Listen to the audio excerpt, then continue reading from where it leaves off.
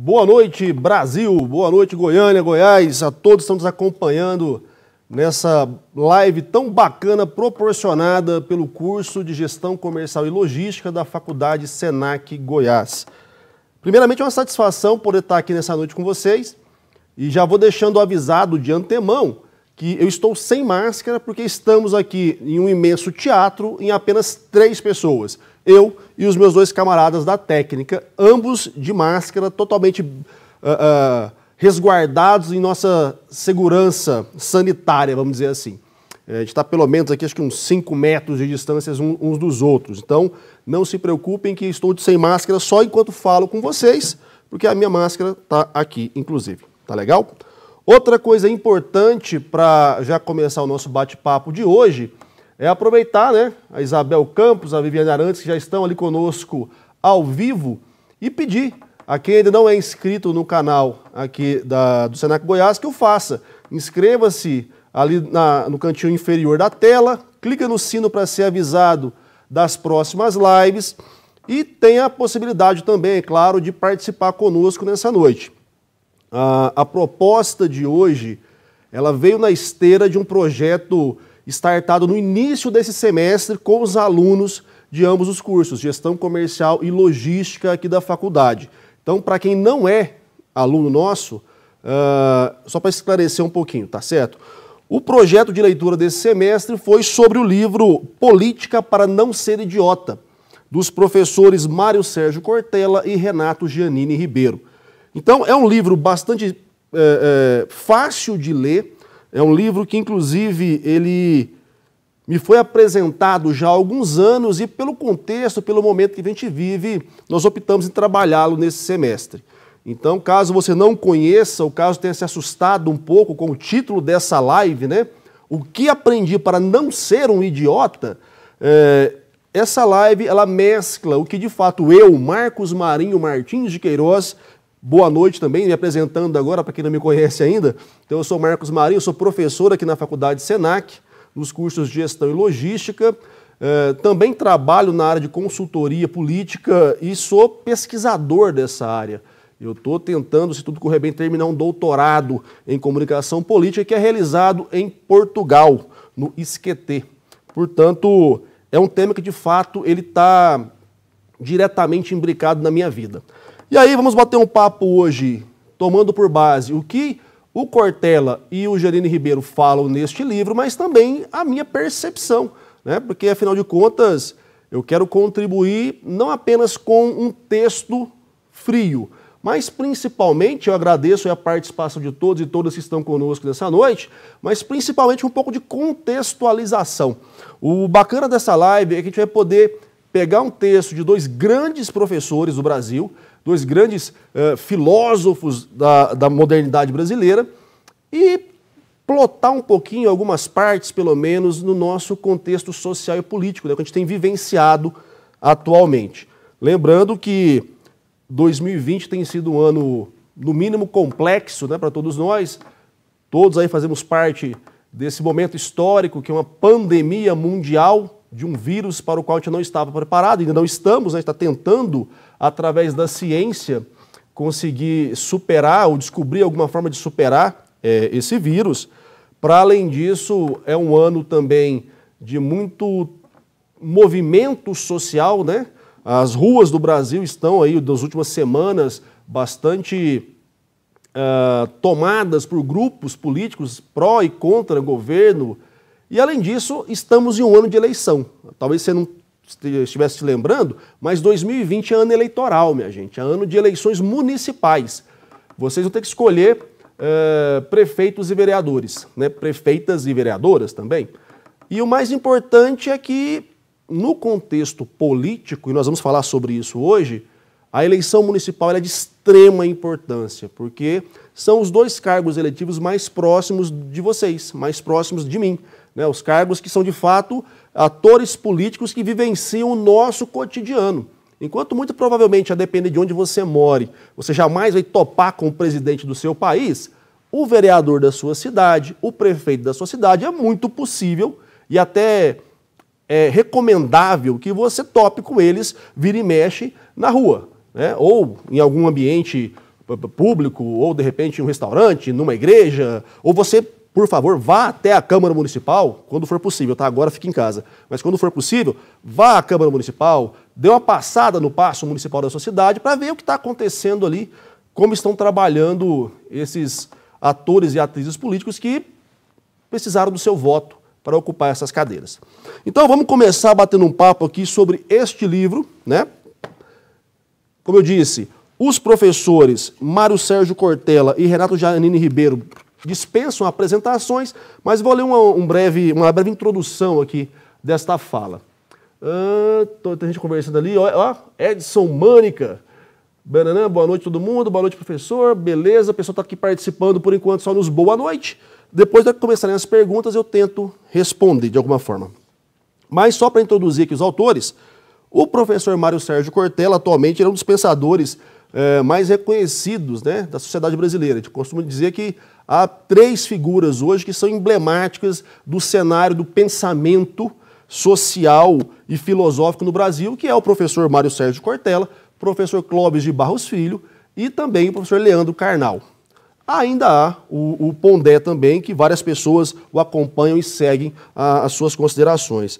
O professor Cortella, ele tem uma formação bastante invejável e além de professor, além de ter ocupado cargos em secretarias, além de ter publicado vários e vários livros, ele tem um background religioso, né? O Mário Sérgio Cortella ele foi padre um período da vida dele, ou estudou para ser padre, né, na vida dele. Então é uma das figuras mais emblemáticas hoje do pensar a sociedade, do pensar a política, do pensar a filosofia.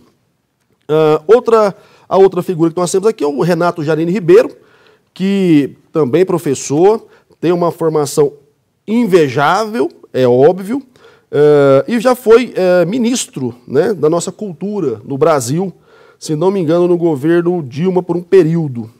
Até que no livro nem cita que ele foi. Mas já ganhou vários livros, vários méritos, e eu sugiro que vocês pesquisem no Google quem é Renato Giannini Ribeiro e quem é Mário Sérgio Cortella, porque senão nós vamos ficar muito tempo aqui só apresentando as credenciais dos autores. Bom, só dar uma boa noite pessoal aqui. Opa, Marcelo Black, muito boa noite Igor, Fabrício, Laisa, tem mais ali? A Larissa, que são alguns dos nossos alunos aqui. Pessoal, no livro, eu acho muito interessante e o nome já chama atenção, né? Porque num primeiro olhar assim você até assusta. Mas política para não ser idiota. Porque a palavra idiota, ela tomou, e até os autores citam isso no decorrer do primeiro capítulo, que a palavra idiota, ela tomou uma interpretação muito pejorativa. Mas, no entanto, uma interpretação pejorativa que se distanciou do seu significado original. Adota-se hoje a palavra idiota como um xingamento na perspectiva de alguém que tenha limitações, até cognitivas, né, que sofra de alguma idiotia, que não consiga compreender os fatos. E o Cortella e o Giannini, eles trazem, logo no início do livro, né, que a expressão, né, a palavra idiota, vem do idiotes, do grego. E esse idiotes, do grego, significa basicamente aquela pessoa que só vive a vida privada, a sua vida particular. É aquela pessoa que evita a política, que diz não à política. Então, esse idiota de que nós estamos falando hoje é justamente aquela pessoa que se nega a participação no contexto da polis, da cidade, que não quer se imiscuir, se envolver nas questões que vão para além dos portões da sua casa. É aquela pessoa que o tempo todo ela está pensando em si mesma, sem se preocupar no seu papel no contexto social e, principalmente, nos seus deveres para o contexto social. Esse idiota de que os autores falam no livro é, de repente, aquela pessoa que o único momento em que ela se dirige à sociedade é para exigir o que ela considera sendo os seus direitos. Mas jamais, ou extremamente raro, ela participar de algum momento coletivo que prima pelo debate sobre as causas sociais e sobre as demandas coletivas. Portanto, o idiota de que nós estamos falando nessa noite é esse idiota, é o indivíduo que vive apenas para si próprio. Porque em sociedade, gente, em coletivo, nós temos apenas duas possibilidades de resolver conflitos, vamos ser honestos. Uma delas é através da política, e eu vou explanar mais sobre o que é essa política ao decorrer da minha fala. E a outra é através do confronto, é através do exercício da força. Julgo dizer que resolver tudo simplesmente através do exercício da força já se mostrou, através da história da humanidade, que não é bacana, né? Que geralmente não dá bom para todo mundo. Tem gente que consegue aí ter uma vida nababesca e tem gente que só se ferra, vamos ser bastante honestos. E aí, a hora que eles começam essa fala sobre o idiota, né, essa pessoa que não participa e não partilha das demandas sociais, eles começam a introduzir alguns conceitos que são fundamentais para que a gente possa começar a pensar em política, que é justamente liberdade, democracia e política. Liberdade é um conceito extremamente interessante, porque ele também geralmente é mal interpretado por muitas pessoas. Eu não sei se você conhece alguém que diga abertamente que não quer ser livre, né? Geralmente as pessoas buscam por liberdade ou por aquilo que elas acreditam ser o ideal de liberdade. Só que essa liberdade que as pessoas tanto parecem buscar, geralmente ela está mais atrelada a um tipo de possibilidade de autorrealização individual, né? Eu sou livre quando eu posso fazer o que eu quero, do jeito que eu quero e na hora que eu quero. Porém, não dá para ser assim, né, gente? Vamos falar a verdade? Se eu vou falar de liberdade, e aí o Spinoza, Baruch de Spinoza, que é um filósofo holandês, inclusive, ele fala claramente que essa percepção de liberdade só é possível quando a existência é de fato individual e isolada. A partir do momento que eu necessito de um outro, já não é mais possível a mim fazer tudo o que eu quero, do jeito que eu quero e na hora que eu quero. Porque se eu dependo de mais alguém para realizar os meus desejos e as minhas demandas, em algum momento eu tenho que negociar com esse alguém. E ao negociar com esse alguém, eu vou ceder partes da minha liberdade para que essa pessoa se sinta motivada o suficiente para contribuir comigo.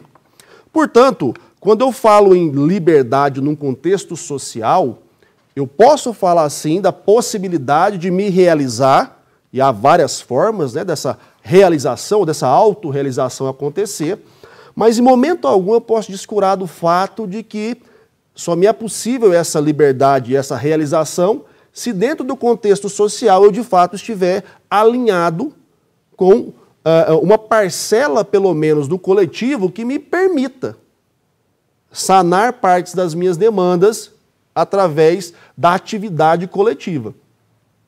E esse grupo vai permitir, mediante o fato de que eu também vou ter que contribuir de alguma forma para que eles, e cada um na sua individualidade, e todos no coletivo, também satisfaçam as suas demandas. Então, falar de liberdade, gente, nesse contexto político, é falar de negociação, é falar de interação entre partes, onde cada um vai poder, ou melhor, vai ter que ceder um pouquinho para conseguir aquilo que almeja. E este é o papel da política. A política entra aqui justamente para mediar essas relações, mediar essa busca por liberdade, essa busca por realização. A política ela não é algo limitado à votação, não é algo limitado a mandato político, mandato eletivo, nada disso. A política, em essência, ela vem dos gregos, né? Em sua raiz polis, cidade, é justamente a ação humana de tentar buscar elementos de confluência para que seja possível um convívio harmônico, pelo menos, ainda que conflitante, mas com menos confronto, nos contextos das multiplicidades sociais. Então a política se presta a isso, se presta a equalizar as relações. E falei de liberdade, falei de política e agora falo da democracia. A democracia, que também é mais um termo grego, ela surge para nos dar uma forma para essa mediação. A democracia, em sua essência, demos, povo, né? E cracia, poder, entendido por alguns como poder que emana do povo, não é uma mágica, tá, pessoal? Não é uma caixinha milagrosa que dá a oportunidade para todo mundo fazer o que quiser na hora que quiser. A democracia, ela é simplesmente uma forma de mediar essas relações políticas, onde as escolhas acontecem com a participação do povo. Então não é um regime ou um sistema político onde cada um faz o que quer do jeito que quer, mas é uma forma onde as pessoas fazem política em coletivo e as decisões perpassam o diálogo, perpassam o debate. Então nós temos aqui liberdade, que até então, espero que não vocês estão me vendo, mas algumas pessoas que talvez vão ver essa live amanhã, não entendiam como isso, né, como essa dinâmica de cessão, concessão e conquista, mas em acordos mútuos. Política, nessa perspectiva de equalização de demandas, de interação com grupos, de eliminar os confrontos através, sim, talvez de conflitos, mas de conflitos retóricos em nível de debate, e não mais tudo a ferro, fogo, bala, tiro, porrada e bomba, porque já não faz mais sentido, né? 2020, minha gente, não vale mais a pena você ficar o tempo todo falando em dar tiro em todo mundo, porque isso na história da humanidade já foi tentado e já se provou ineficiente. E a questão mesmo da democracia, que é uma forma que nós temos para realizar essas consultas, realizar essas escolhas. Portanto, pessoas, o que eu quero deixar dessa primeira parte do livro é basicamente essa dinâmica de que precisamos entender o conceito daquelas palavras que hoje, inclusive, estão cada vez mais utilizadas. E, infelizmente, utilizadas das maneiras mais díspares do mundo, né? Então a gente precisa criar um alinhamento conceitual para poder falar sobre liberdade, sobre política e sobre democracia. Arthur Henrique, meu ídolo, muito obrigado, Arthur Henrique. Eu sei que é mentira, mas vale a pena ouvir isso de você, viu, meu querido?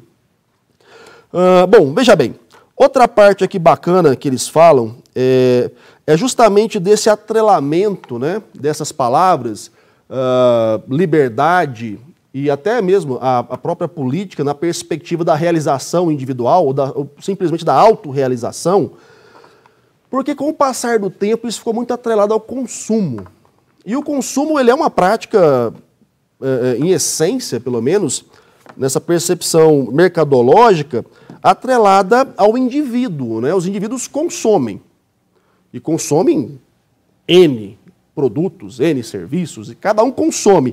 E há muita gente que se legitima através do consumo ou só consegue se significar ou se sentir, de fato, significado através do consumo.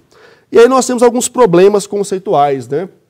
Porque quando eu tenho um cenário de multiplicidade, de muita gente com interesses díspares, com percepções de mundo completamente dissociadas, às vezes, umas das outras, né? Que ainda que vivam num conjunto coletivo, mas têm os seus individualismos, as suas idiosincrasias, os seus interesses pessoais, a gente começa a perceber que se em algum momento nós não voltarmos todos, e eu digo todos mesmo, sabe? Cada um na sua idiosincrasia, no seu interesse pessoal, no seu desejo de autorrealização, mas se em algum momento a gente não voltar todo mundo para pensar o coletivo, o que vai acontecer, gente? Cada vez mais o tecido social vai se esgarçar, até que ele arrebenta. Vamos pensar assim, há alguns séculos, eles falam isso no livro, você tinha algumas normativas que eram inflexíveis, né? Você tinha sistemas monárquicos, você tinha religiões estabelecidas e pronto, você tinha ambientes de convívio para determinados tipos de pessoa, consumo que só era permitido a certos grupos sociais. Então você tinha algumas padronizações, alguns paradigmas que tolhiam muito dessa liberdade individual, né? As coisas aconteciam para determinados grupos. Uns com benesses, outros com serviço, tortura e morte, se fosse o caso. De lá para cá nós evoluímos, né? Nós saímos dessa fase do padrão, do paradigma único que oprime e que impede que as pessoas se realizem individualmente, para um contexto de pluralidade, de aceitação das multiplicidades. Hoje nós temos já casais homoafetivos se relacionando abertamente em público, ainda que haja, e eu vou falar muito claramente, ainda que haja idiotas que se manifestem, que se ofendam, ou que achem isso um absurdo, e aí esses são idiotas porque vivem apenas a própria vida e querem obrigar o mundo a viver a vida que eles acham correta. Então, ainda que haja isso, você tem, né, várias pessoas que praticam o seu amor de forma livre, sem ter medo de serem assassinados em toda esquina, ainda que não ocorra isso no Brasil. Você tem hoje pretos e pobres frequentando shopping centers, que até então, se você pensar num contexto burguês de consumo, era impensável até frequentarem os mesmos ambientes. Você tem hoje uma multiplicidade de religiões, e não uma única igreja que impõe uma doutrina de cima para baixo. Né? Você tem hoje os protestantes, os católicos, os espíritas, as matrizes africanas, e de uma maneira mais ou menos organizada, a gente se relaciona. Falando sobre política, visto o quanto é importante. Obrigado, Maíra, valeu mesmo. Então, pessoal, hoje a gente tem essa multiplicidade. Só que, para além dessa multiplicidade subjetiva, né, que nos ajuda a nos formar, a criar nossas identidades, as nossas raízes, sentimentos de pertença, e tem a questão cultural também, né?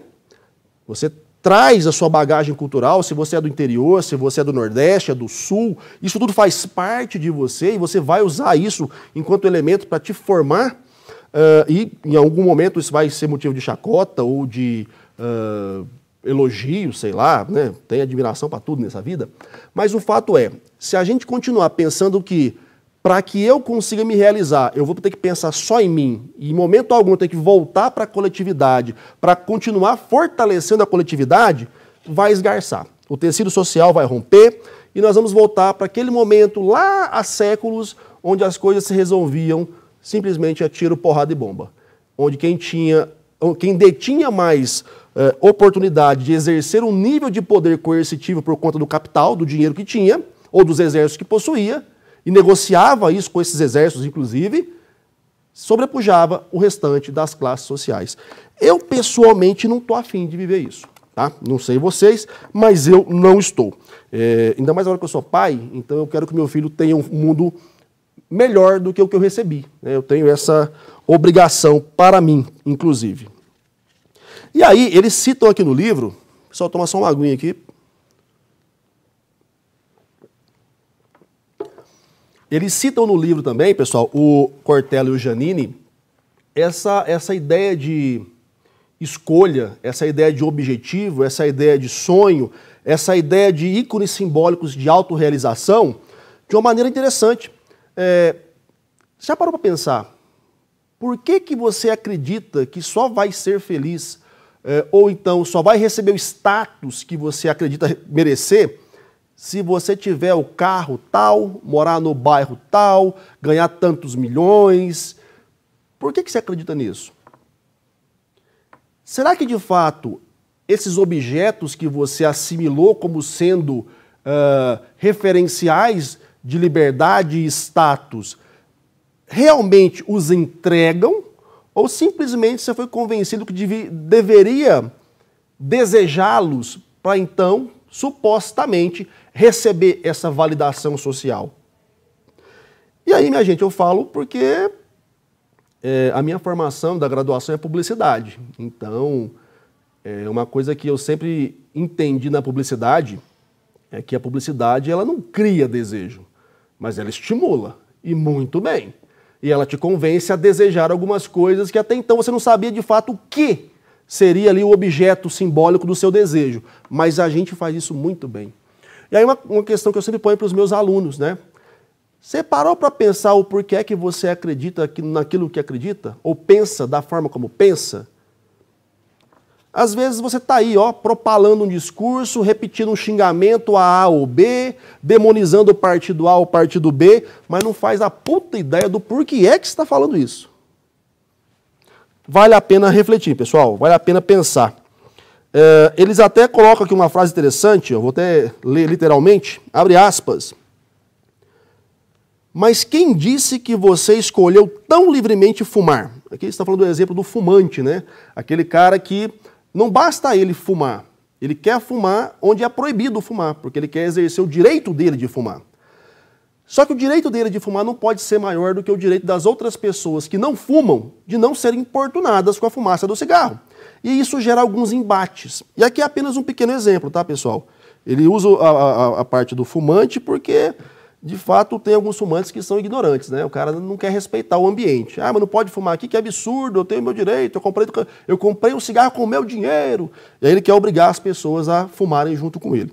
Então ele põe aqui, mas quem disse que você escolheu tão livremente fumar? Quem disse que não houve uma propaganda maciça para levar você a escolher fumar? Ou escolher comida gostosa, escolher engordar? Que liberdade é essa? E aqui a gente tem que fazer uma autoanálise interessante para pensar, será que de fato as minhas escolhas são minhas?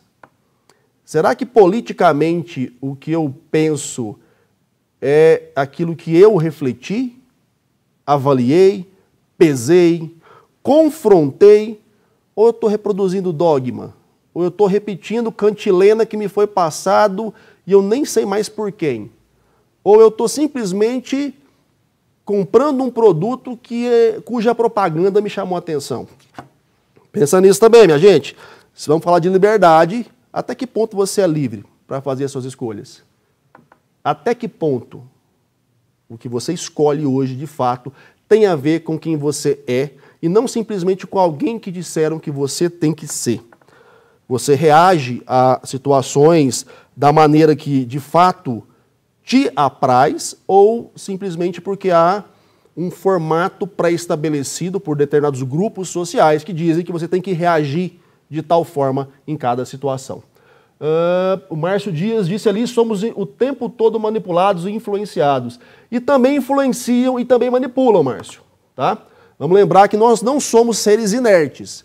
O Sérgio Moscovici, que é um autor que eu uso muito na minha tese, na minha dissertação de mestrado, e ele faz parte também da minha tese de doutorado, ele fala muito sobre isso. Nós não somos tábula rasa. Da mesma forma que a gente é manipulado, Márcio, a gente manipula. Que a gente é influenciado, a gente influencia. Tudo vai depender da sua abrangência de influência e da sua capacidade de manipulação. E isso está atrelado à sua legitimidade. Quão legítimo você é para falar o que você fala e como as pessoas significam a sua fala para que elas sejam, então, influenciadas por ela. Já falei isso muito para vocês em sala de aula, inclusive. Hoje eu estou aqui falando para o mundo através da web. Por quê? Porque eu tenho alguns títulos que eu construí dentro da minha carreira acadêmica, tenho anos de sala de aula, tenho trabalhos publicados, tenho horas de mídia, e isso, teoricamente, me dá uma legitimidade que alguém olhou e pensou, uai, vou botar esse careca para falar lá, porque as pessoas vão ver o currículo dele e vão falar que, de fato, vale a pena ouvi-lo. Quantas vezes você faz essa peneira? E eu volto para você, Márcio. Quantas vezes? Quantas vezes você ouve, vamos lá, uma fala do seu pai? Seu pai, teoricamente, tem influência sobre você. E você pensa, tá, cara, é meu pai, gosto demais dele, mas o que ele entende de política para estar falando com tanta certeza de que isso está certo, isso está errado, ele é contra A ou contra B? Qual é a fundamentação ou qual é o embasamento que esta pessoa tem para me falar isso e para que, de fato, eu concorde com ela? Então, esse tipo de pensamento, Márcio, é importante a gente faça, sabe, cara? Direto. Para falar de política, falar de religião, falar de futebol, de qualquer coisa. Porque até que ponto, de fato, aquilo que a gente reproduz socialmente advém da nossa capacidade crítica, de pensar. Ou então, vamos falar a verdade, de livre, a gente não tem nada, né? A gente continua preso como alguns marionetes que estão ali, ó, penduradinhos em algumas cordas que eles não conseguem enxergar. Vamos refletir sobre isso. Vou pular aqui um bocado de parte. Leiam o livro. Leiam o livro. Por favor, leiam o livro, vai ser muito bacana, ajuda muito a refletir sobre várias coisas, principalmente sobre a sua atuação individual dentro do contexto coletivo. E aqui eu já pulo para uma parte onde eles falam sobre omissão. E em política há muito isso, né? Ah, eu não quero saber, eu não me envolvo, eu nem voto, para falar a verdade. Não gosto de debater, não, para mim é tudo igual. O elemento da omissão, pessoas, é tão pejorativo quanto o elemento da alienação, né? Essa alienação eu trago, e eles falam no livro também, que é essa perspectiva de você não refletir sobre, você simplesmente comprar e reproduzir, tá certo? Você às vezes não querer saber, não querer se aprofundar, não querer estudar a respeito, não querer evoluir o seu raciocínio sobre o tema, e aí passe adiante, né? Não me envolvo o suficiente sequer para ter uma postura crítica sobre as coisas. Agora, a omissão, ela é grave por quê? Porque é aquele cara que, tanto faz. Ou então, não vou me envolver nisso. Porque o não se envolver, o tanto faz, é a mesma coisa que está do lado que vai vencer. Porque em processos democráticos, principalmente, aí a gente pode colocar aqui a eleição de 2020, que teremos esse ano, se você não vota, se você se omite, você está dando mais possibilidade daquela pessoa que talvez você odeie, mas que tem uma base consolidada, ser eleita. E depois, meu querido e minha querida, não adianta chorar e ficar reclamando aí, como é que votar nesse cara? O povo é burro, vota muito mal. E você nem foi lá votar, irmão. Você nem participou do processo. Como é que você está reclamando desse tanto? Né? Você se omitiu. E tem uma frase bacana aqui, ó, que o Cortella, não comentei no início, tá? O livro todo é um diálogo entre o Cortella e o Renato Giannini. Então é muito bacana porque, de fato, ele foi escrito como um diálogo. Um fala, o outro fala, então é bem interessante a leitura, é bem fluida. E o Cortella lembra uma frase importante. Os ausentes nunca têm razão. Embora pudessem estar com alguma razão, eles a perderam pelo fato de se ausentarem. Então, pessoas da web mundial nessa segunda-feira à noite, se você não participa de alguma forma, se você não apresenta a sua opinião, se você não vai lá e de fato coloca o seu pensamento, a sua posição, questiona, você não tem razão. Não tem, porque você não abre a boca. Mas eu vou estar do lado que vai perder. Bom, é mais provável ainda que esse lado perca se ele não puder contar contigo, né? É aquela velha história que eu ouço muito em eleição, eu falei para vocês, eu sou consultor de marketing político. E aí eu ouço muito, eu queria votar no fulano, mas eu acho que ele não vai ganhar, então eu vou votar no Beltrano, porque eu não quero perder meu voto. Se todo mundo pensar assim, a pessoa nunca vai ser eleita, né? Vamos pensar nesse ponto aí. E aqui eles falam da questão da palavra de síndico, que vem de sindiquê, que é luta pela justiça, que vai falar dos sindicatos, é bem interessante também.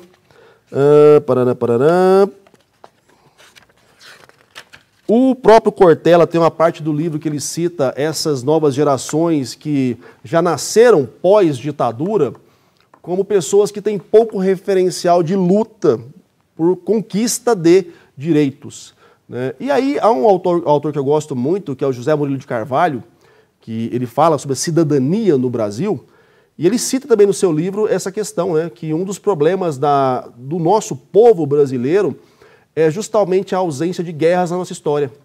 Guerras na perspectiva de que nós tivéssemos que nos unir para enfrentar um inimigo comum. E aí lutar por algumas situações que dependessem de fato da nossa atuação direta. E aí, por conta de termos gerações agora que não passaram, né, pelo desprazer de viver uma ditadura, um tolhimento de direitos, por terem recebido isso já de uma certa forma já mais pacificado, falta a alguns grupos sociais mais jovens essa verve de participar e questionar e lutar e reivindicar, como fomos acostumados a ganhar.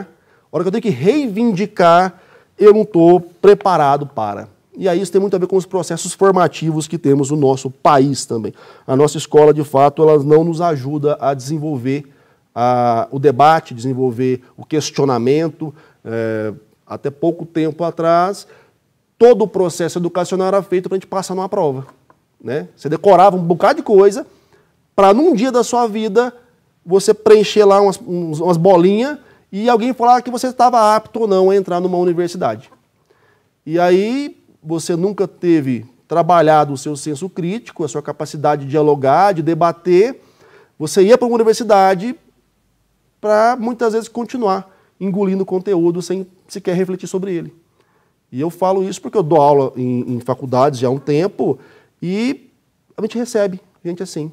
E até você colocar na cabeça da pessoa que o primeiro passo é ela desconstruir o modelo decoreba que ela estava acostumada, é ela parar de pensar que o professor tem que dar para ela um pratinho de letrinha de livro para ela comer e ela tem que passar a buscar conteúdo, buscar conhecimento, confrontar a sua zona de conforto, é complicado, gente. E eu confesso para vocês, nem todo mundo consegue. Tá? Nem todo mundo consegue. Aqui eles falam sobre democracia ateniense, mas aqui já vamos passar para diante. Tem uma fala que eu faço questão de falar com vocês. Pessoas, mais uma dose de aguinha aqui. Enquanto eu faço aqui a minha tomada de água, só mais um comentário aqui. Quem não se inscreveu no canal, por obséquio, se inscreva agora. Clica no sininho para receber as atualizações. E, por gentileza, me siga também nas redes sociais. Afinal de contas, não é só a minha beleza que paga a conta. Então, @mmarinhomkt, Twitter, Instagram, Facebook, tem meu site na web. Aqui no YouTube, inclusive, tem um canal com duas programações. Toda quinta-feira eu faço uma live às 22 horas analisando um livro, chama Quem Disse Professor. E toda sexta-feira eu entrevisto uma personalidade da academia ou do jornalismo que, de fato, possa nos contribuir para entender melhor o que está acontecendo no cenário mundial. Busca no YouTube aí, Marcos Marinho MKT. Mas voltando para o nosso livro, e pessoas, eu sei que tem muita gente participando aí, eu vou tentar finalizar, depois vou para as perguntas. Vamos ter fé. Eles falam sobre corrupção, que teoricamente é um dos temas que mais afastam, né, as pessoas de participarem da seara política.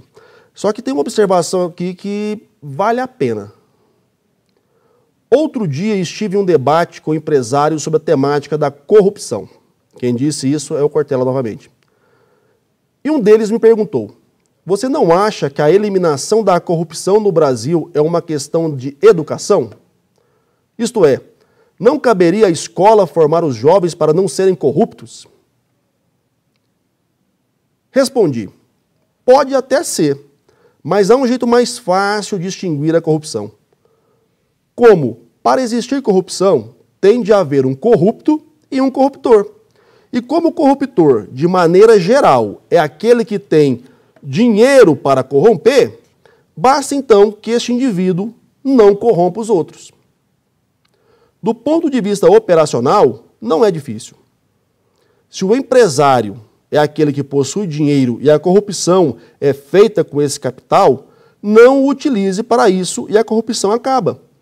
Parece óbvio, mas o espanto é grande, porque sempre se supõe que o processo de higiene política tem de ser feito num outro lugar que não naquele em que estou.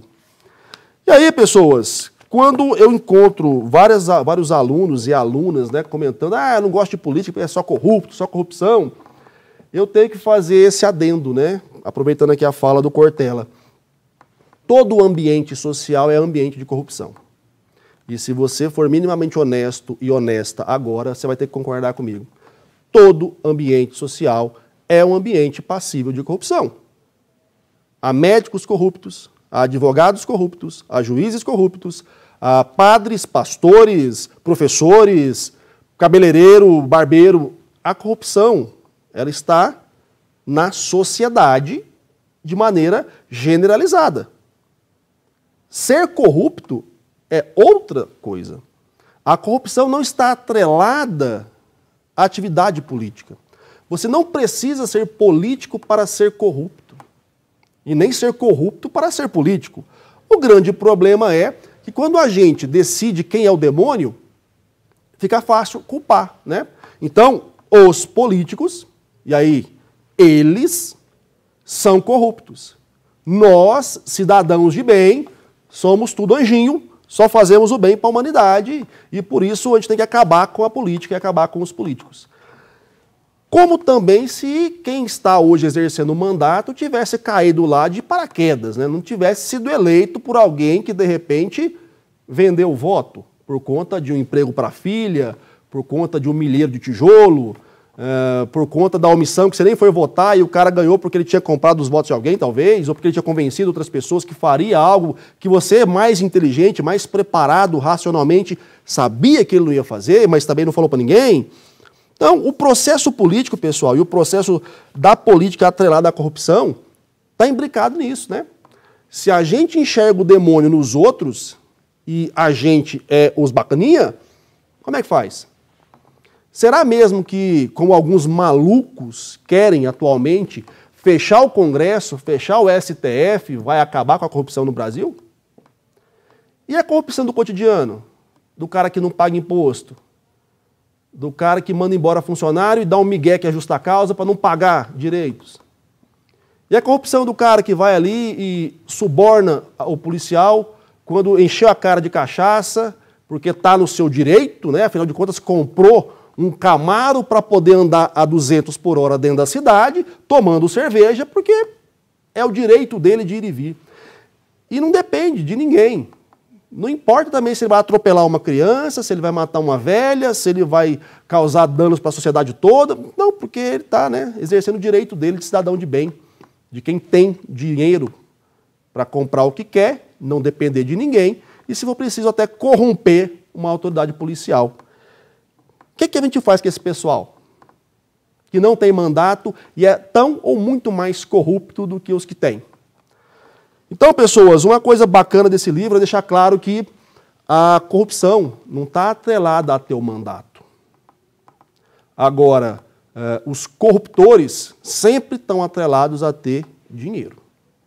Pobre não tem como corromper rico. Né? O pobre vai falar o quê? Ô, quebra esse galho para mim que amanhã eu não te peço esmola. Né? Não vai. Agora, quem tem dinheiro é quem é capaz de corromper. E quem corrompe é tão corrupto quanto o que foi corrompido. Vamos ser bem honestos nesse ponto, né, minha gente? E é exatamente isso que eu digo quando vem me falar que, opa, político é tudo ladrão. Não, querido. Ladrão tem de todo lado. E se você acha que lá estão apenas os que são ladrões, vamos fazer o bem para a humanidade. Entra lá. Tem eleição esse ano. Se candidata. Vamos limpar o negócio, né? Vamos fazer a coisa acontecer. Só que aí a gente tem outro problema, né, pessoal? Que quando eu preciso sair do meu quarto chique, da minha casa confortável, quando eu preciso dar um pouco mais do meu tempo para ouvir as demandas da sociedade, aí pesa, né? Quando sou eu que tenho que ir lá e denunciar o corrupto, aí é complicado, né? Porque às vezes esse corrupto é um cara amigão meu.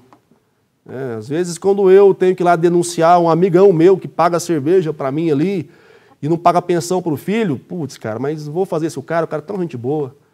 O cara é desonesto para mim. Né? Quem não paga pensão é tão ou mais desonesto que quem desvia milhões. Mas, às vezes, você, né, fica quieto, porque essa corrupção, né, esse desvio da norma, da ética, da moral, esse tipo de locupletação com algo que não é seu, ou que deveria ser do outro, deixa para lá, a gente passa por isso. E aqui eles falam muito sobre isso, né? Esta é a novidade política. O indivíduo em meio coletivo como indivíduo e não como anulação do indivíduo. Isso advém da nossa evolução social. Porém, nós temos que falar que a política é um mundo feio, em que os políticos mandam. Nós não temos muito a ver com eles. Eles fazem coisas que independem de nós. Esse é o mundo da política. O mundo externo, o mundo externo do eles, é um mundo que não é bom. E, na verdade, não é assim, né, pessoas? O mundo da política é o nosso mundo. É o nosso cotidiano. É quem a gente elege, em quem a gente vota, é quem a gente briga, é de quem a gente reclama, é a nossa participação, às vezes, numa assembleia, a nossa participação numa audiência pública, é a nossa atuação. Esse é o mundo da política, porque, veja bem, querendo ou não, nós vamos ser impactados. por tudo que é decidido politicamente. E eu te garanto, é muito melhor ser impactado ou impactada por tudo que é decidido politicamente do que sermos impactados por baioneta e fuzil, sem você sequer poder reclamar. Acho muito melhor. Pessoalmente, prefiro. Outro ponto interessante que a gente vê no livro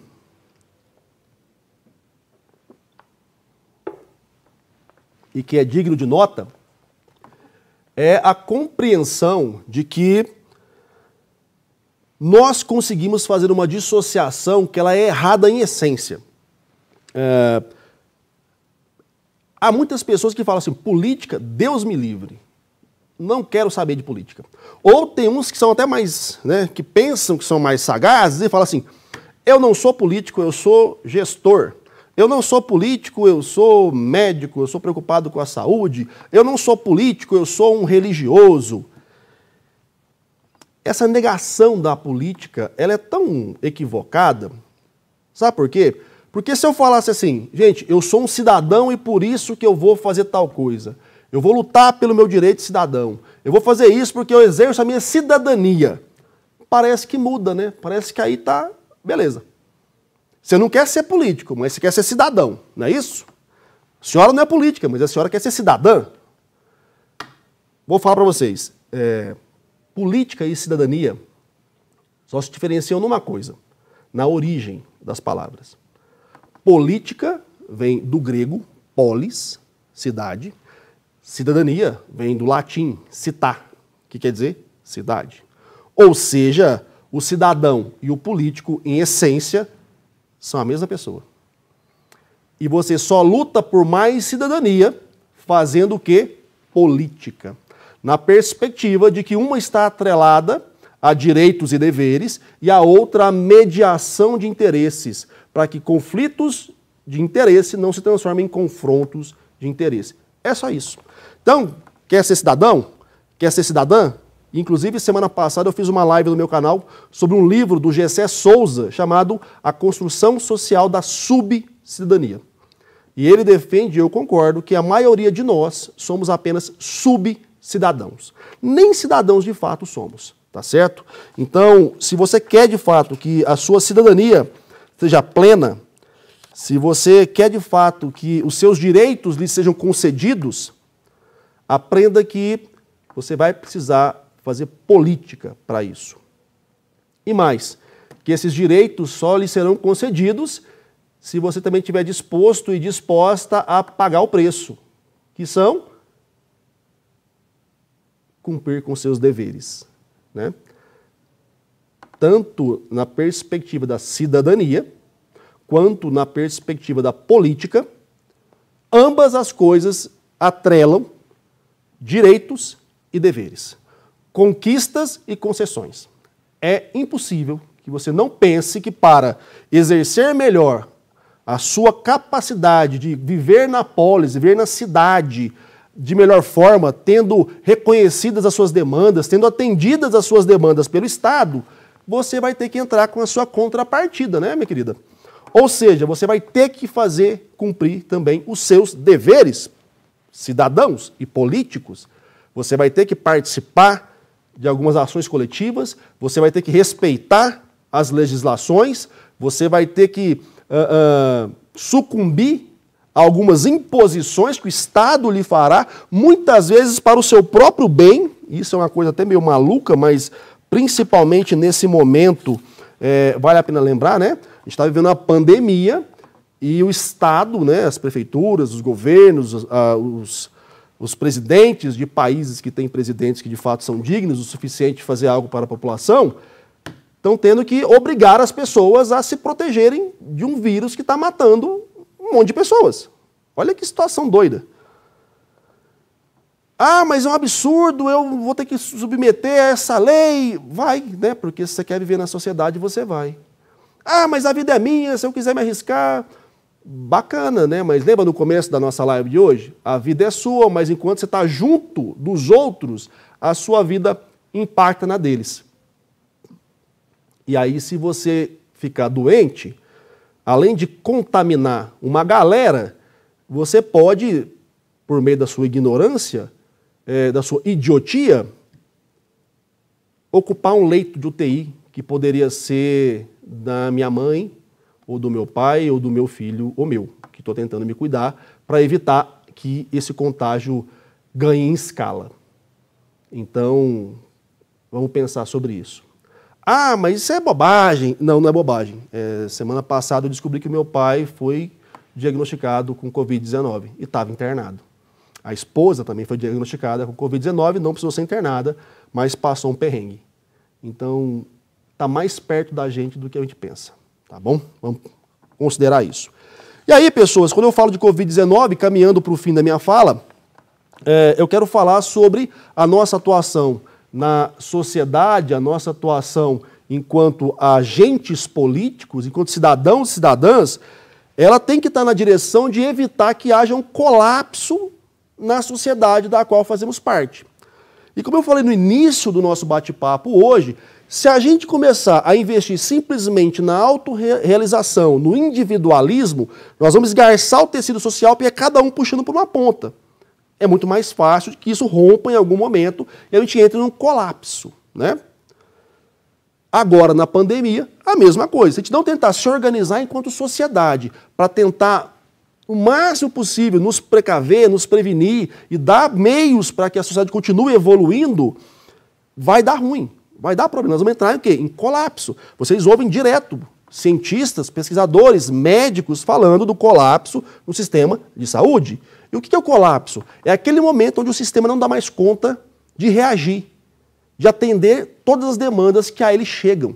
Ele trava, ele fica inoperante, ou ele se desmonta por completo. No livro, eles trazem um exemplo bacana sobre São Paulo, a cidade de São Paulo. Não sei se vocês já foram a São Paulo.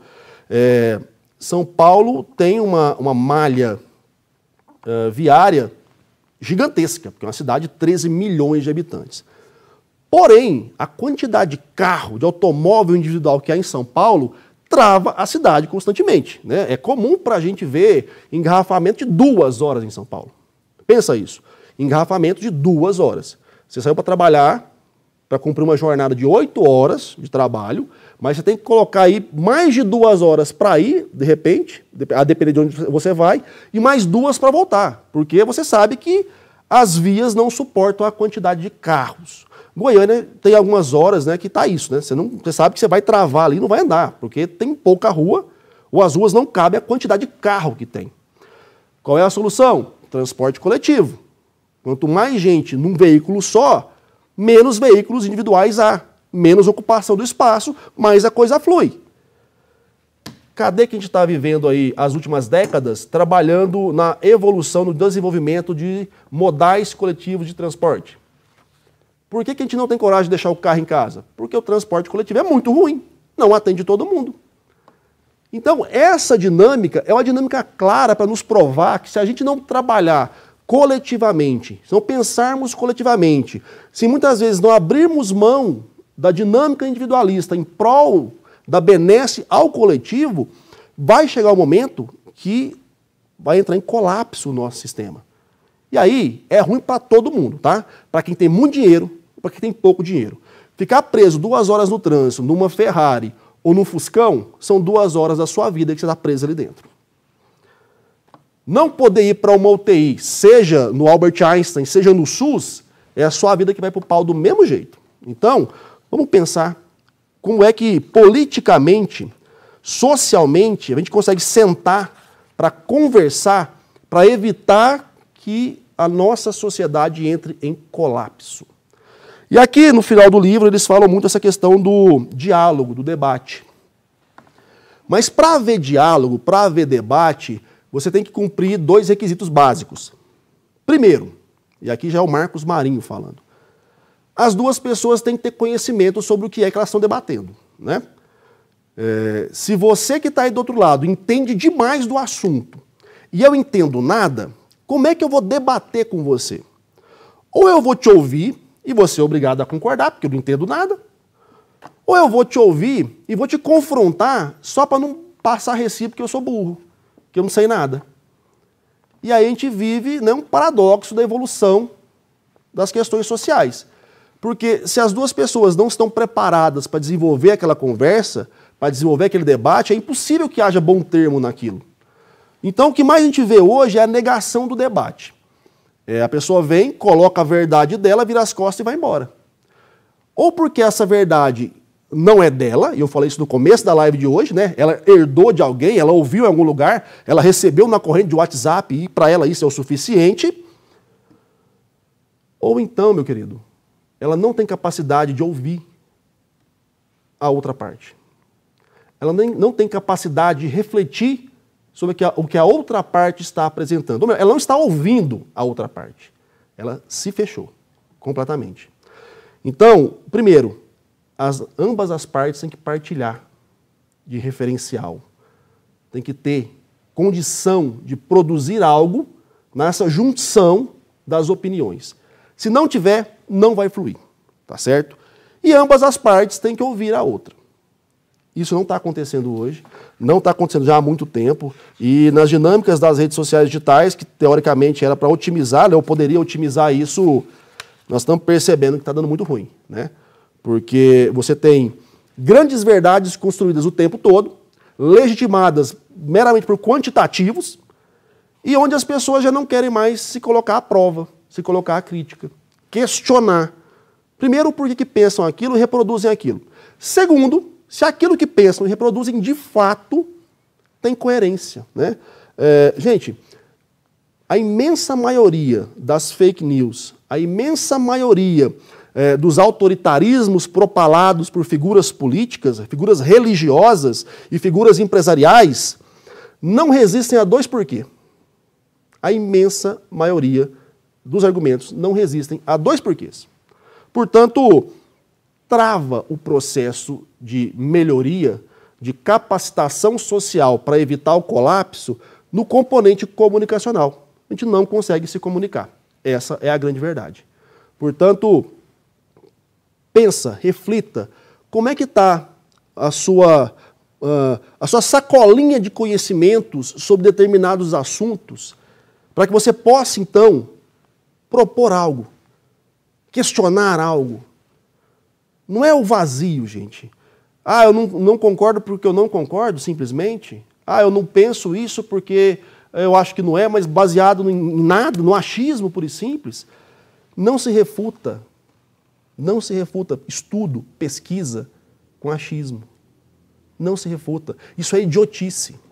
Idiotice. É a pessoa que vive só para o umbigo dela e é incapaz de perceber que há imensas pessoas em todo o mundo que dedicam a própria vida a pesquisar, a estudar, a avaliar, a questionar, a se questionar, a rever os próprios conceitos e que, portanto, ela não perderia o tempo de vida dela simplesmente para te enganar, às vezes, ou simplesmente para tentar te impor uma situação.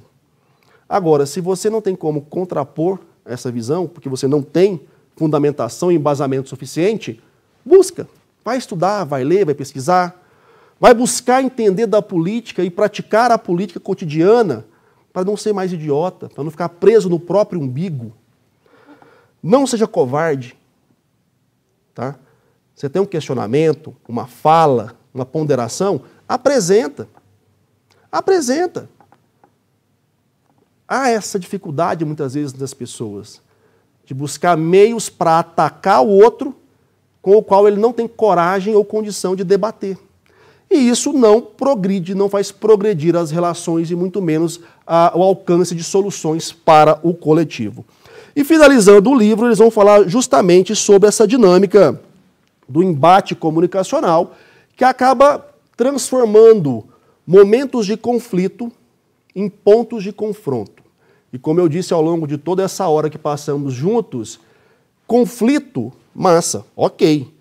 Você tem uma opinião, eu tenho outra, eu tenho um interesse, você tem outro, e aí nós vamos debater, vamos entrar em conflito de ideias, e vamos pensar, não, ok, me dá seu ponto de vista, eu vejo seu ponto de vista, concordo, discordo, eu te ponho o meu, você concorda, discorda, nós vamos ajeitando, né? Porque o conflito ele é saudável, o conflito de ideias é salutar para o desenvolvimento da sociedade.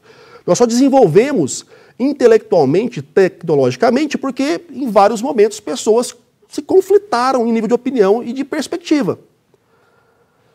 O problema é confronto é violência, é tiro, porrada e bomba, para traduzir para o português coloquial atual. E esse modal de solução de problemas já se comprovou na história da humanidade que não dá certo. E aí eu ouvi uma fala ali, eu não lembro mais de quem foi, porque está passando, mas de que a corda sempre arrebenta para o lado mais fraco.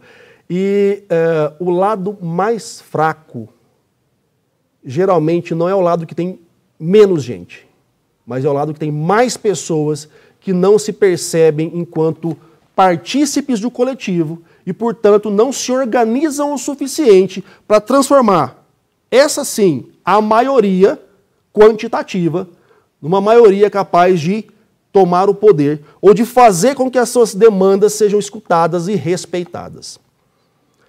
Quando você enxerga que você está do lado mais fraco,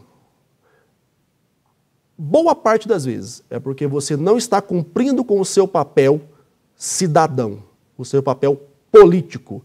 Você não está saindo da idiotia de viver a sua angústia sozinho e não está indo ao encontro do coletivo que pode sim, esse grupo social do qual você faz parte, te dá força, te dá embasamento, te dá coragem e condições para realizar a política que você precisa que seja realizado, que atenda às suas demandas, que respeite a sua cidadania, mas que também vai te cobrar o seu empenho, a sua participação e a concretização dos seus deveres. Não há democracia grátis. Não há nada em sociedade que seja só venha a nós e o vosso reino nada. Ou a gente entende isso de uma vez e passa a fazer política para o coletivo, ou então, pessoas, a gente está muito perto de um novo recrudescimento da política e da sociedade, uma negação da democracia, uma destruição das instituições que capenga, concordo, ainda mantém um nível de sustentáculo, de debate, de possibilidade de participação coletiva, para voltarmos para o que a outra época fazia com que pessoas desaparecessem no meio da noite, silenciava as comunicações, silenciava os discordantes. E esse ponto é interessante, né? Porque aquilo que eu não vejo talvez não exista. Tem gente que acredita nisso. Se você não ouve, se você não vê, é porque não acontece. Tem gente que aposta nisso. Essa é a única verdade que, de fato, essas pessoas conhecem. A verdade que elas permitem que exista. Porque as outras, elas apagam e elas silenciam. Então, façamos política para não sermos idiotas. E nesses meus 42 anos, muitos dedicados à pesquisa, à leitura e ao debate, foi isso que eu aprendi, para não ser idiota. Então, muitíssimo obrigado por essa hora que passamos aqui. Vou tentar ler algumas perguntas aqui por mais alguns minutos, para ver se a gente tem algo que possa, sei lá, de repente tentar ajudar no entendimento. Quem tiver alguma fala aí, por favor, manda, que agora eu consigo ler ali no telão. Vamos lá, daqui eu consigo ver. Daniel Rocha Nunes, seria interessante estudo político da educação básica. 100% concordo. Márcio Dias, isso é muito importante, saber falar e também saber ouvir, para que ambas as partes cheguem a uma concordância. Boa. O Manica, legal. Lucilene, ponto de vista diferente, colabora com o nosso crescimento. O seu Orlando, grande e sábio senhor Orlando. O debate é necessário para que haja convergência, quando evidentemente as partes respeitam o contraditório. Essa palavra é muito boa, senhor Orlando. Contraditório. Excelente. Penso que neste momento que estamos passando, os políticos deveriam se unir e não entrar em conflito por oposições, pensar na população e a sociedade também que quer contribuir. O Edegrey Sintra. Edegrey, vamos lá, cara. Eu entendo a sua fala. Só que vamos pensar que o espaço político, o ambiente político é um ambiente de disputa, né? E a disputa política é normal, é salutar. É oposição contra a situação. Todo mundo quer sentar na cadeira. Então, achar que vai todo mundo se abraçar e cantar o We Are do World não vai acontecer. Agora, é fato. É necessário que grupos se formem para que um modelo de gestão, um modelo de ação política vença esse embate. E a coisa comece a andar, né? Agora, tentar anular as discordâncias, isso não vai acontecer e nem é, talvez, positivo o suficiente, né? Porque ninguém, nenhum grupo social, nenhum político do mundo tem a solução mágica para todos os problemas. Não há solução simples para problemas complexos. E todo problema social é complexo, minha gente. Vamos lá. Thaís Brito Souza Silva, corrupção. Mostra aquela que sugere uma estratagema corrupta, aquele que aprova esquema corruptor. Toda a sociedade se deixa corromper em sua harmonia. Boa explicação, professor Marcos. Obrigado. Gente, eu tô meio cegueta aqui, eu tô tentando ler mais ou menos, tá? Qual a principal diferença entre falta de conhecimento de política e omissão de posicionamento político? Yuri Fernandes. Boa pergunta, Yuri. Falta de conhecimento político. Isso é a coisa mais fácil de resolver. Começa a ler jornal, começa a acompanhar escritores, autores, começa a ouvir debate. Então, o conhecimento político, Yuri, é você entender o seu contexto, né? Como é feita a atividade política na sua seara, na sua cidade, no seu bairro, na sua empresa, no seu estado, no seu país. Busque informação sobre, isso é tranquilo. Agora, a parte da omissão de posicionamento é complicada, porque você se omite em duas situações. Ou porque você não quer se comprometer, e aí é o que a maior parte faz, vou ser muito honesto, principalmente nesse momento da sociedade brasileira, que a gente não está vivendo ainda sob uma ditadura, muitas pessoas se omitem porque ou não tem opinião, porque nunca pensou a respeito, não estudou, não pesquisou, não leu, não quis buscar o conhecimento político que você falou, e aí prefere não abrir a boca, ou porque concorda com o que alguém está fazendo, mas, né, como não é politicamente ok, como há pessoas que vão discordar dela, ela prefere ficar calada, ou de fato a pessoa tem medo de se manifestar. E quem vive em ambiente de violência se omite por medo. Isso acontece. Quem vive em grandes favelas, por exemplo. Você não pode julgar, muitas vezes, uma eleição quantitativamente pelo voto de uma favela, por exemplo. Porque a gente sabe que há uma opressão por parte do Estado, opressão por parte do Estado paramilitar, que são as milícias, e opressão por parte do tráfico. Então, o cidadão que mora numa favela do Rio de Janeiro, por exemplo, ele não tem sequer condição de expor abertamente a sua opinião. Recentemente, não sei quem viu, ou se você viu, Yuri, teve um camarada lá no Rio de Janeiro que ele estava na laje da sua casa fazendo uma manifestação e tomou um tiro, velho. Né? Então, a gente tem que tomar cuidado também, às vezes, em cobrar um posicionamento de alguém que vive num ambiente de opressão. Essa pessoa ela não vai falar porque ela tem medo. Agora, vamos ser honestos, a boa maioria de nós não se manifesta, se omite, porque não tem capacidade de se colocar, ou não tem coragem de se envolver. Aí é um problema mais grave até. Você concorda que a corrupção, Você concorda que a corrupção, algumas pessoas têm dinheiro, pode ser vítima, e não o principal corrupto? Fabrício Barros. Fabrício, vamos lá. Para corromper, você tem que ter grana, ok? Regra número 1. Agora, eu posso ter grana e ser obrigado a participar de um esquema de corrupção? Posso ser instigado, instado, pressionado. Obrigado, não. Sabe por quê, Fabrício? Porque se eu não quiser fazer parte do esquema de corrupção, eu digo não. Ah, mas aí você vai perder, por exemplo, um contrato. Aí você não vai conseguir vencer uma licitação. Aí você... Querido, é simples. Ou você é corrupto ou você não é corrupto. Beleza? Ah, mas se eu não entrar no esquema, eu tô fora. Ah, mas isso faz parte da escolha de não ser corrupto, né? Agora, não basta também, tô fora, não vou me corromper e me silencio. Não vou me corromper e denuncio.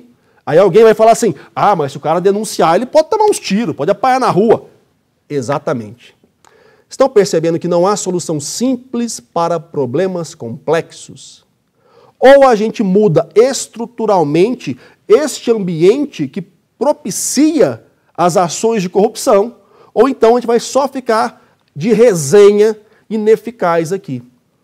Não tem receita de bolo, tá bom?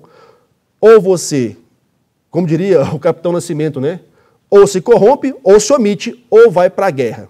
Se corromper e se omitir, estão ali, ó, lado a lado. E para a guerra tem seus custos. Mas, como diria Aristóteles, somos seres que vivem a contingência. Temos a possibilidade de escolher. E como ele próprio diz, para quem acredita no seu ideal, até a morte é uma escolha. Já vista a história da humanidade, várias figuras históricas morreram, foram assassinadas em prol daquilo que acreditavam. Tudo na vida é opção. Marcos, no momento que estamos vivendo, o governo caminha para um viés ditatorial? Vinícius Correia.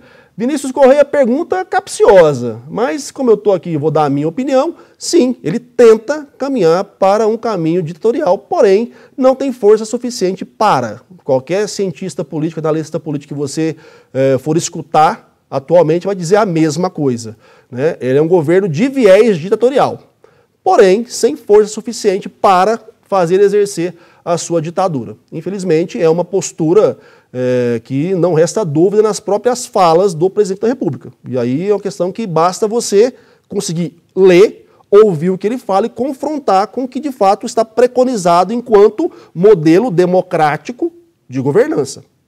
Simples assim. Não precisa nem concordar comigo. Você pode discordar de mim desde que você faça o dever de casa. Vá lá, leia o que se prevê numa Constituição, como a nossa do Brasil, democrática e cidadã, e o que de fato o governo faz. E aí você tira suas conclusões, se ele está tentando ou não. Obrigado, Marco, pela resposta. Valeu, Yuri. Valeu, Fabrício. Obrigado também. Gente, se não tiver mais... Opa, tem mais ali. Janaína Correia. A política e estudo financeiro seria de grande valia para ser ensinado como uma matéria base no calendário escolar. Concordo 100%, Janaína. Entender de finanças, entender de política seriam elementos... vamos dizer assim, seriam grandes ferramentas que poderíamos colocar na caixinha de ferramentas das nossas crianças e jovens, né? Se a nossa educação ela fosse pensada desde a sua base, não apenas para cumprir tabela de provinha, mas para formar melhores cidadãos e cidadãs, já seria um avanço brilhante, já bem interessante, Janaína. Obrigado pela pergunta aí, pelo comentário, né? Será que teríamos menos políticos leigos e malandros? Ou é a cultura da política brasileira ser corrompido? Janaína, na boa, não há político corrupto só no Brasil, né? Não há.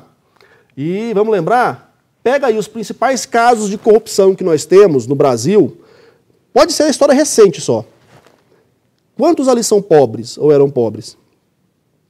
A imensa maioria dos caras envolvidos em escândalo de corrupção, e eu vou falar grande corrupção mesmo, milhões de reais, é gente rica pra caramba. Então, assim, não foi a ausência de dinheiro que não os permitiu desenvolver ou participar de um processo educacional que lhes desse base para não ser corruptos. Talvez foi o contrário.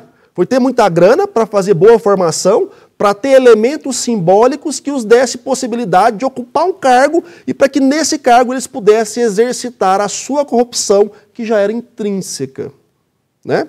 É aquela dinâmica, o cara sempre teve grana, sempre teve tudo, se acha merecedor do mundo, conseguiu estudar nos melhores colégios, tem os seus diplomas, apesar de ter aprendido nada às vezes, mas tem os seus diplomas, simbolicamente isso dá a ele um valor, esse valor é usado para conquistar voto, ele é eleito e estando na cadeira ele se vale de todo o ferramental à sua disposição para fazer o que sempre fez, que é se locupletar do dinheiro de alguém, né? Então ser corrupto tem menos a ver com educação do que, de fato, com a percepção que esse indivíduo tem da sociedade, de si mesmo, dentro da sociedade.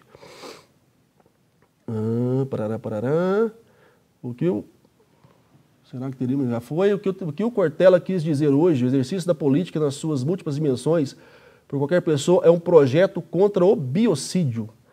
Eita, pá, essa fala dele eu não vi, vou ser sincero, não vi mesmo. Esse biocídio, pensando bio enquanto animal, cídio enquanto assassinato, deve ser a morte da natureza como um todo? Eu não vi essa fala, perdão. Ana Paula, não, peraí, tem uma... Daniel Nunes falou assim, ó, por que não colocamos algumas exigências para os políticos se candidatarem? Certificados, graduações, mestrados, para poder concorrer ao cargo. Daniel, muito obrigado por essa pergunta, cara. Ela é excelente, porque me dá a oportunidade de proporcionar uma reflexão, tá? Não tenho a resposta pronta, não. É reflexão. A perspectiva da política mandatária representativa é o quê?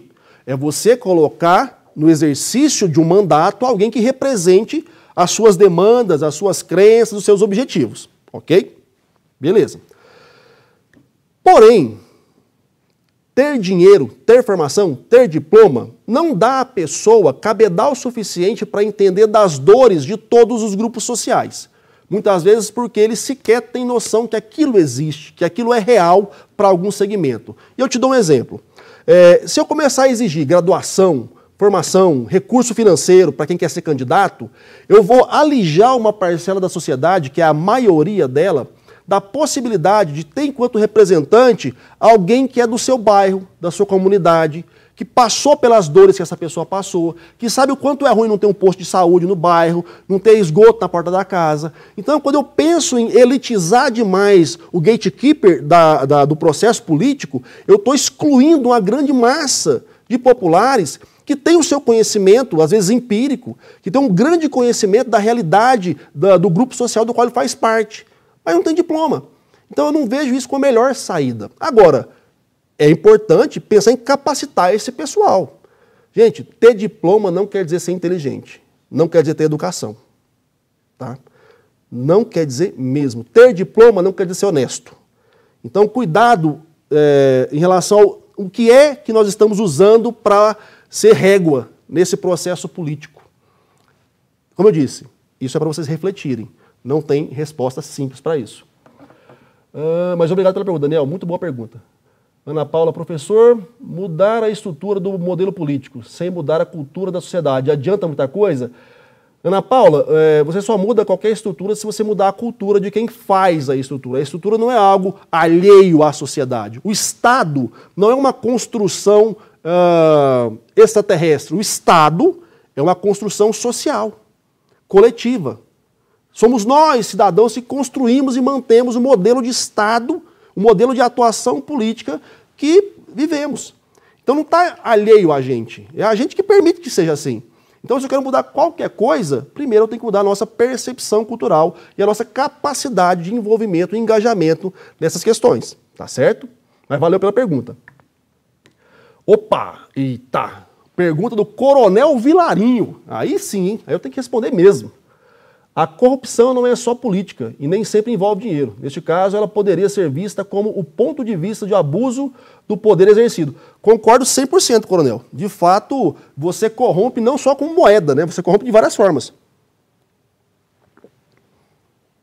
Mas em todos os casos, como o coronel bem salientou, a corrupção sempre existe no ambiente de poder. De quem tem mais poder para quem tem menos poder.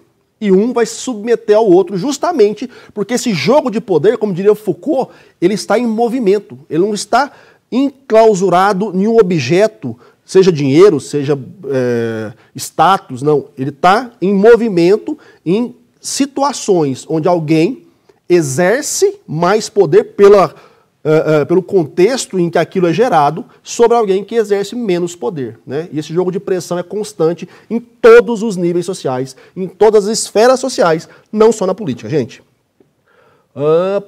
Obrigado pela resposta. Marcos, a nova geração é a esperança mudar esse contexto político? Marcela Moreira. Marcela, que nova geração, minha jovem? Não sei. Quem que é a nova geração? Eu tenho jovens atores políticos brilhantes. Mulheres e homens fantásticos, com formação intelectual, com um viés propositivo, e de direita e de esquerda também, inclusive, sabe? Com uma perspectiva de Estado diferente. Mas tem uma galera também que só é jovem, mais nada. Não agrega nada. Carrega um sobrenome e reproduz a mesma cantilena que o bisavô repetia para ganhar voto em eleição. E vão eleito. Então, essa perspectiva do novo, do jovem, tem que ser filtrado. Como tudo em política, gente, tem que ser filtrado. Não há receita de bolo. Como diria minha avó, o bom não traz a estrela na testa, pessoal. Se você se limita simplesmente a ver a carinha bonita, a juventude e um discurso legal e achar que esse é o salvador da pátria, deu ruim. Até porque, pessoas, não há salvador da pátria, ok? Falei isso mais cedo. Não há solução simples para problemas complexos. E alguém tem dúvida que o Brasil é um problema extremamente complexo? Então, cuidado aí com os milagreiros, né? As falas mágicas que eu faço, eu arrebento, eu resolvo, eu vou mudar tudo. A realpolitik se faz presente depois do voto. E aí, irmão, não tem outra forma que não a política. Ou a ruptura ou a adequação. Não há outro caminho.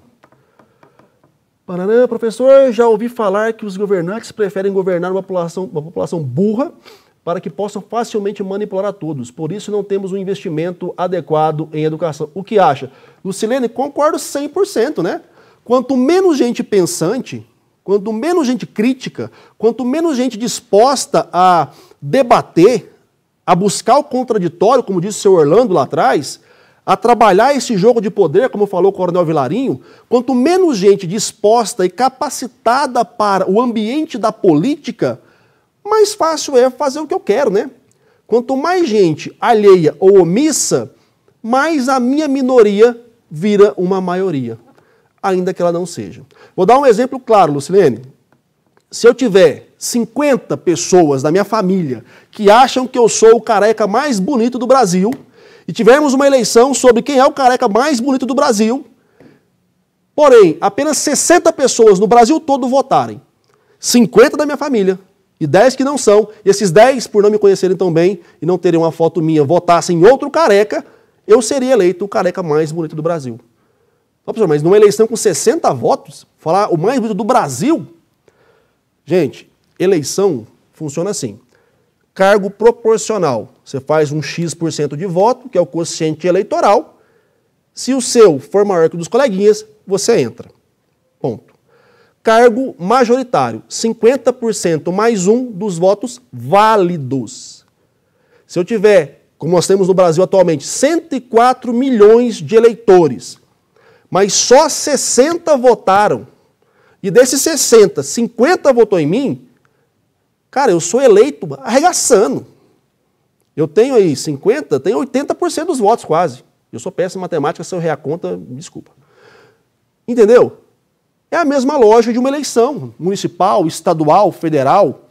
Se eu não participo dela, se eu não me envolvo nela, cara, vai ser eleito aquele cara que é um pulha, mas que tem uma base que acredita nele. E se a minha turma dos descontentes não participa, não vai lá e vota, se omite, esse cara vai ser eleito porque a sua minoria se transforma numa maioria de votantes. O nosso modelo democrático é assim. É o melhor do mundo? Talvez não. É o pior? Muito menos. Muito, muito menos. Muito menos mesmo. Mas obrigado pela pergunta. Eu não sei mais quem fez. Acho que foi a Lucilene. Não sei.